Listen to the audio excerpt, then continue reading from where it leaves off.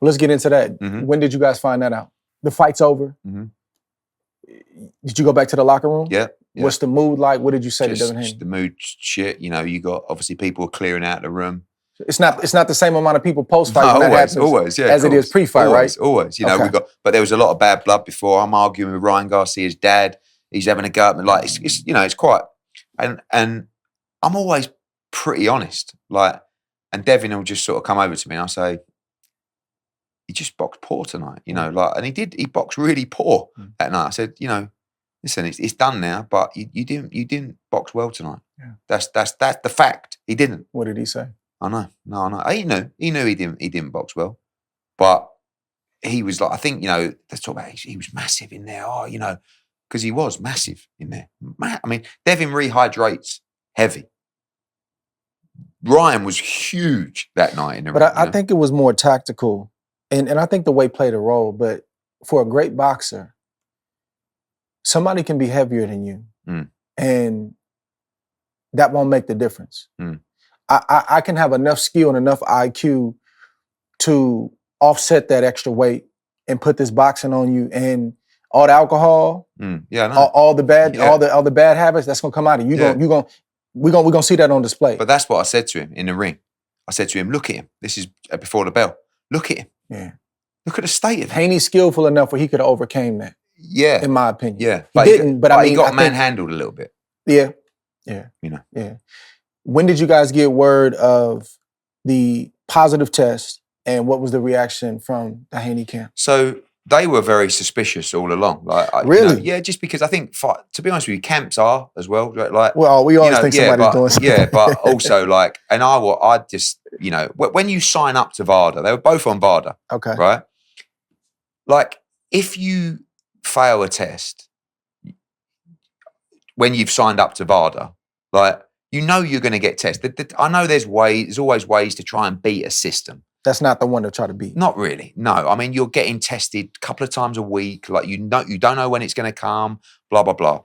So, well, one of the problems with VADA testing, and it's not anyone's fault, is that chain takes anywhere between 2 and 4 weeks. You know, right? Yeah. So you take your test, they package it up, it goes to Salt Lake City, it's got to get there, it sits in a lab for 4 or 5 days, then it comes back. They've got all these different sports from around the world. They test it. 3 or 4 days later, it comes back. They write up a report, comes out, you know. So the answer to your question is probably about 3 weeks after the fight, they would get the results from the VADA test. And then it was just like, you know, and... Did you get it first, or the Haney? It comes to the group that are on VADA. So everybody. So Golden Boy, Haney, us. So it hit at the same time. Yeah, and it's just like, I mean...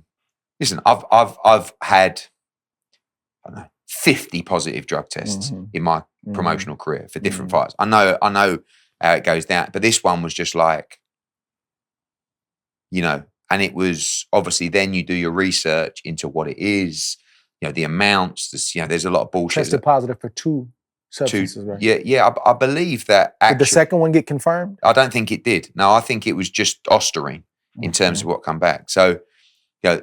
That it was, and one of the horrible things is it was on the night before the fight, and it was on fight night. Yeah. So you know categorically that it was in his system during the fight. Not they cycled out 12 weeks ago, and you know it was in him in the fight. If I'm honest, being through all these different 50 cases and like stuff like that, it would lead me to believe that it was in relation to the weight cut, right? I think you know enough as well. Like, I don't believe if you're cheating on a cycle or whatever, I don't know, in camp. It's not going to be the week of. No, or the night. And you're not going to, so, you know, he says it was contamination, but if it wasn't contamination, I believe he's probably taken that to try and help him make weight for the fight. That's what I believe. Given when the test, the week that, he popped, obviously the test takes several weeks, but he popped the week, he popped the week of the fight and then the night of the fight. You don't start taking things the week of the fight and the night of the fight given the rumors about how he showed up to New York in terms of how much weight he was over, I believe somebody said, take this, some form of diuretic, take it, and he didn't do his research, and he popped. But he's responsible for it. Yeah, for sure. It just is what it is. But now, he's got 12 months, which he probably needs, but only if he uses that 12 months in the right way. He's not slowing down. No, he's stirring things up. Yeah, crazy. Everywhere he can. I mean, I think he called me out a couple weeks ago. Somebody sent me a tweet. Said, this dude. Yeah. That's another story.